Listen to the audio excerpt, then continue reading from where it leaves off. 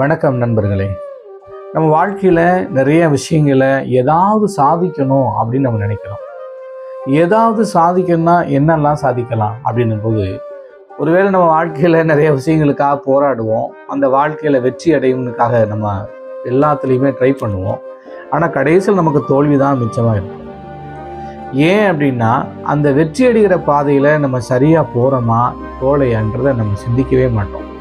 எப்படியாவது ஜெயிச்சிடலாம், எப்படியாவது போராடிடலான்னு சொல்லி எல்லாருமே அந்த வெற்றியை நோக்கி தான் பிரயாணம் பண்ணுறாங்க.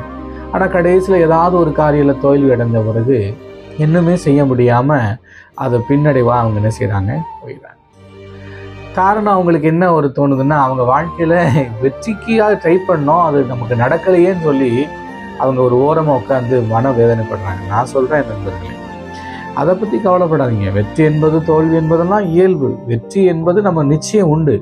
வெற்றிக்காக நம்ம போராட வேண்டும். நம்ம தனித்துவமாக போராட வேண்டும். தனித்துவம் என்பது நம்மளை தனி இன்னாருடைய பையன் இன்னாரு இன்னைக்கு இவ்வளவு விலைக்கு உயர்ந்துட்டாரு அப்படின்ற அளவுக்கு எல்லாரும் பேசும் பொருளாக பேசும்படியாக நம்முடைய பாதையை தனியான முறையில் நம்ம பாதையில் பிரயாணம் பண்ணுது. ஒரு உதாரணத்துக்கு, ஒரு பெரிய காடில் தீப்பற்றி எரியும். தீப்பற்றி எரியும் போது அந்த காட்டில் எல்லா பறவைகளும் பறந்து ஓடிக்கொண்டிருக்கு.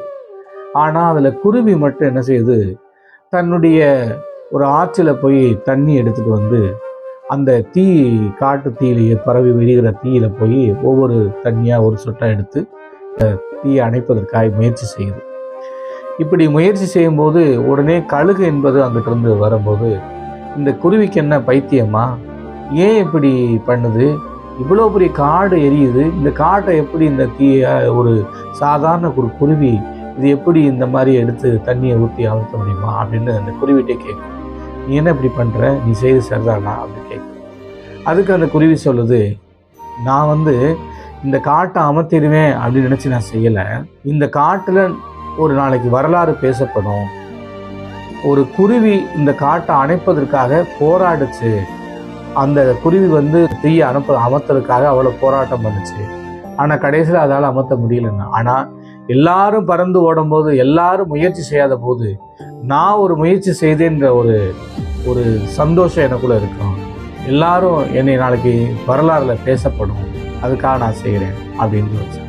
அதே போல தான் நான் சொல்கிறேன், எல்லாரும் போகிறாங்க நானும் போகிறேன், எல்லாரும் ஓடுறாங்க நானும் ஓடுறேன் அப்படின்ற மாதிரி இல்லாமல், நீங்கள் எப்பயுமே உங்கள் வாழ்க்கையில் தனிப்பட்ட முறையில் உங்கள் வாழ்க்கையில் வெற்றியை நோக்கி ஓடும்போது தனியாக தெரியணும். எந்த விஷயத்தை செய்தாலும் பல தடவை யோசித்து அதை செய்வோமா வேணாமா அப்படின்னு யோசித்து நீங்கள் முடிவெடுக்கும்போது, இந்த குருவி போல் நீங்கள் தண்ணி எடுத்து அந்த குருவி அந்த காற்றையே அமர்த்ததுக்கு முயற்சி செய்தது போல் இன்றைக்கு எல்லா பறவைகளும் ஓடி போய்விட்டது. ஆனால் அந்த குருவி மட்டும் தண்ணி எடுத்து அமர்த்துவதற்காக முயற்சி செய்யும்.